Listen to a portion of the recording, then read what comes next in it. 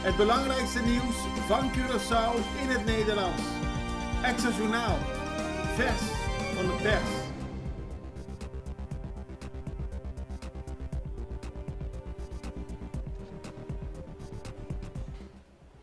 Welkom bij Extra Journaal. Fijn dat u weer kijkt. We hebben het belangrijkste nieuws voor u op een rij gezet. En na de reclame, zoals u van ons gewend bent, wat meer achtergronden. Maar laten we beginnen met de belangrijkste nieuwsberichten van vandaag.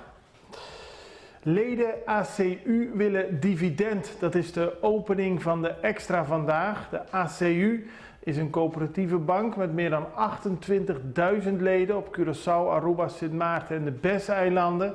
De afgelopen jaren is het qua ledenaantal en ook qua kapitaal flink gegroeid.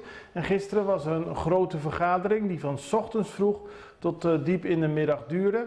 In ieder geval 2 belangrijke besluiten. Het financieel jaarverslag van 2022 is goedgekeurd. En de leden zijn ermee akkoord gegaan of die willen dat er een dividend van 2,1% zal worden uitgekeerd. De Centrale Bank van Curaçao en Sint Maarten moet nog haar goedkeuring daaraan geven. Als dat gebeurt, dan krijgen dus de 28.000 leden in augustus dividend uitgekeerd. 2000 kilo drugs onderschept. Gisteren is bekendgemaakt dat op vrijdag en zaterdag in totaal 2000 kilo drugs is onderschept. Dat is gebeurd door het Nederlandse marineschip Zijne Majesteit Groningen in samenwerking met de kustwacht. Het gebeurde op de Caribische Zee bij Curaçao. Het gaat om 2 partijen drugs, een lading cocaïne en marihuana, in totaal zoals gezegd bijna 2000 kilo. Bij de acties afgelopen vrijdag en zaterdag zijn 12 Venezolanen aangehouden en er moest 1 keer worden geschoten. Er waren waarschuwingsschoten gelost om de drugssmokkelaars te stoppen. Toen dat niet lukte, zijn de buitenboordmotoren kapotgeschoten. De drugs en de verdachten zijn overgedragen aan de Curaçaose politie. Curaçao pakt stankoverlast aan. INO's, dat is een speciaal apparaat dat geuren vangt en ook analyseert. En dergelijke apparaten zijn op verschillende plaatsen op Curaçao geïnstalleerd. Dit weekend heeft minister-president Gilmar Picpissas een kijkje genomen, want het gaat om plekken waar bewoners al lange tijd klagen over stankoverlast. En dankzij deze INO's-apparaten kunnen we meer weten over waar de stank vandaan komt, welke uren van de dag de stank het ergst is en dergelijke, om dan daar beleid op te voeren. Rijdende scooter vliegt in brand. Dat is een opmerkelijk bericht en het zou je maar overkomen. Een man heeft afgelopen weekend op de Schottegatweg West problemen gehad met zijn scooter. Hij rook op een gegeven moment heel sterk benzinegeur, wilde toen naar de kant van de weg gaan en op het moment dat hij nog een keer keek, kwamen er vlammen uit zijn scooter. Hij sprong er vanaf en de scooter is eigenlijk volledig uitgebrand. De man heeft zelf de brandweer nog gebeld, maar de scooter is helemaal totalos.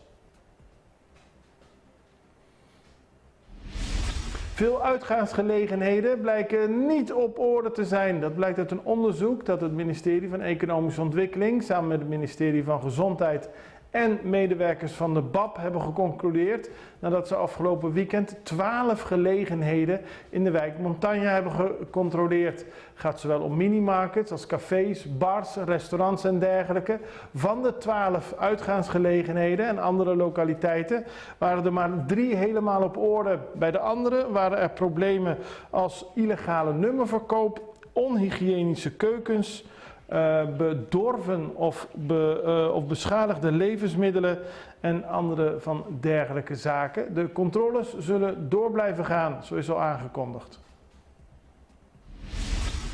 Autodieven weten te ontkomen. De politie heeft een achtervolging ingezet nadat zaterdag in Oost-Santa Rosa op de Caia Saxofoon dieven op heterdaad werden betrapt. Die waren bezig een pick-up aan het stelen. Toen de politie kwam, vlogen ze in een Kia, die ging er met grote snelheid vandoor. Daar knalden ze tegen een muur en wisten uiteindelijk in de Mondi te ontkomen. De politie is dus in de achtervolging geweest, heeft verschillende waarschuwingsschoten in de lucht gedaan. Maar uiteindelijk is de pick-up niet gestolen, maar zijn de dieven wel weggekomen. Eerste vlucht Azul Airlines. Afgelopen zaterdag was het zover. De eerste vlucht van de Braziliaanse luchtvaartmaatschappij Azul Airlines. Die vanaf nu op zaterdag en zondag, dus eigenlijk op één dag naar Brazilië en de volgende dag weer terugkeert naar Belo Horizonte.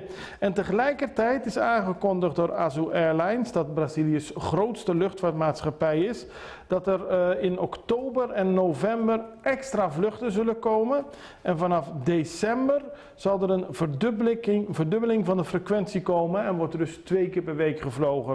Dat is goed nieuws en ze hadden een warm onthaal afgelopen zaterdag op Curaçao. Maar vanaf nu is het dus mogelijk om rechtstreeks vanuit Belo Horizonte naar Curaçao te vliegen. Dit was het belangrijkste nieuws. We gaan even naar de reclame en zijn zo terug met meer nieuws. Pizza Hut cumpre 40 años y ese nos se celebre en grande. Con nos, celebration meal. 2 small pizza, 1 topping, 6 cinnamon sticks, 6 breadsticks, pa 40 florin. Cheese llena bodatos na patras di ebon y tire de buzón. Asina, botin chance di gana, di edepes nang di correnden for 2. Pizza Hut. Pizza Hut. For the love of pizza.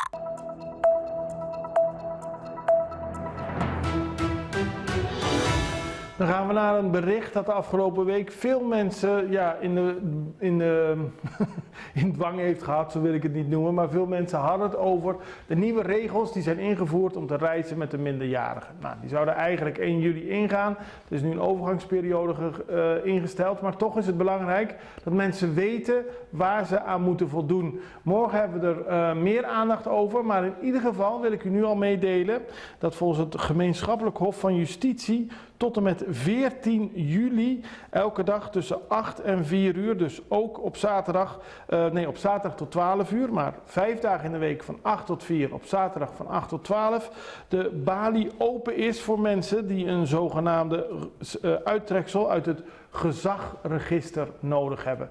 Dat is waar het om gaat. Heel veel ouders hebben dat dringend nodig en bij het Gemeenschappelijk Hof van Justitie zijn nu de tijden verruimd, zodat mensen makkelijker een dergelijk document kunnen opvragen. Om dat op te vragen heb je een lang uittreksel van het betreffende kind nodig. Het is te halen bij Crunchy. En een geldig identiteitsbewijs van de ouder. Zoals gezegd zullen we morgen meer aandacht besteden. Ook vooral aan de achterliggende gedachten van deze nieuwe regels. Waarom zijn er regels die opnieuw gaan gelden voor mensen die met een minderjarige willen reizen? Wanneer heb je ermee te maken en hoe kun je daar zo goed mogelijk mee omgaan? Dan gaan we naar de staatssecretaris van Koninkrijksrelaties, Alexandra van Huffelen. Zij gaf een persconferentie aan de Caribische pers, dus de leden van het Caribisch deel van het Koninkrijk konden haar een paar vragen stellen. Een van de vragen die wij namens Extra stelden was: gaat ze inderdaad op 1 juli 3 eilanden op 1 dag bezoeken? Sint Maarten, Saba en Eustatius, allemaal ter herdenking van de afschaffing van de slavernij. Haar korte antwoord: ja. En dan hadden we ook nog een vraag over de voortgang van de hervorming van het belastingstelsel. Die gaat op Curaçao volgens haar traag en dat is een punt van zorg. Ze had in de Tweede Kamer een brief geschreven aan de Tweede Kamer waarin ze stelde binnenkort te gaan praten met Curaçao over haar zorgen. We stelden haar die vraag.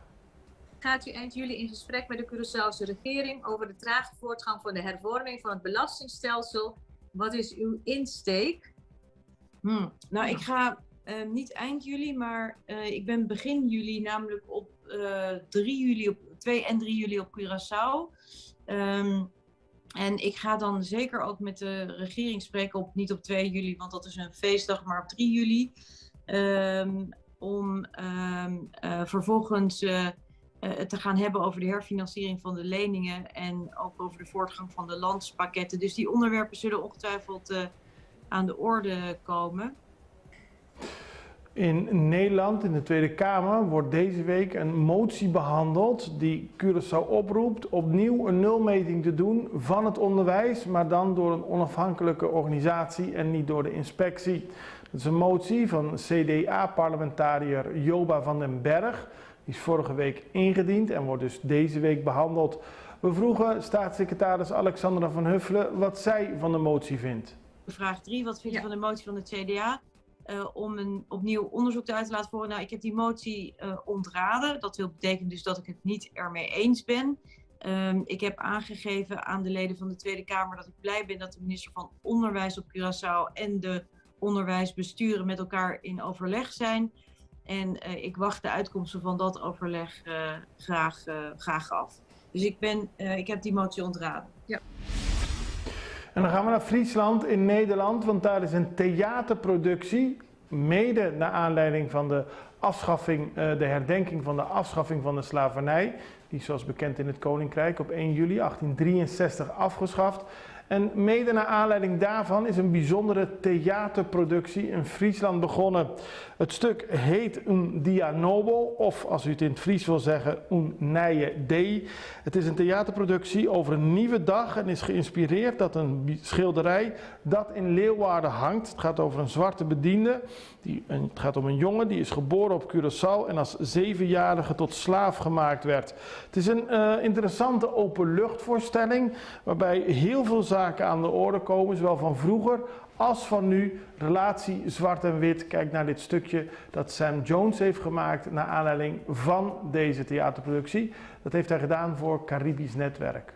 Op een of andere manier ben je toch niet op tijd en je moet jezelf altijd uitleggen. Dat mensen zeggen, nou waar kom je vandaan en hoe is het Suriname, terwijl wij niet van Suriname zijn. Je hebt het gevoel van, misschien komt dit niet goed. Dus ja, dat is wel heel veel herkenning die je dan hoort. Maar je weet toch in je hart dat het toch goed komt aan het einde.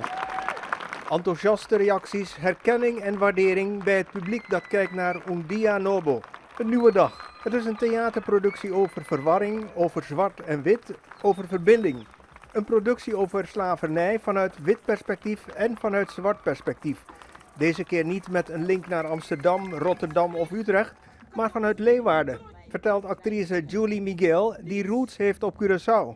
Dit stuk gaat over de relatie tussen Friesland en Curaçao.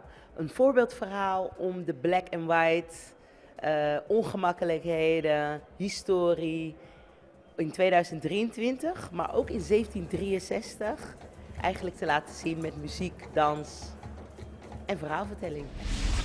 Wie de hele video wil zien, verwijs ik graag naar www.caribischnetwerk.ntr.nl en dan leert u meer over de Friese link met slavernij en Curaçao. Daarmee ben ik aan het einde gekomen van deze aflevering van Extra Journaal. We hebben u weer het belangrijkste nieuws proberen te geven. Morgen zijn we er weer. Ik hoop dat u er dan weer bent. Voor vandaag een hele prettige dag. Tot morgen. Tot ziens. Dag.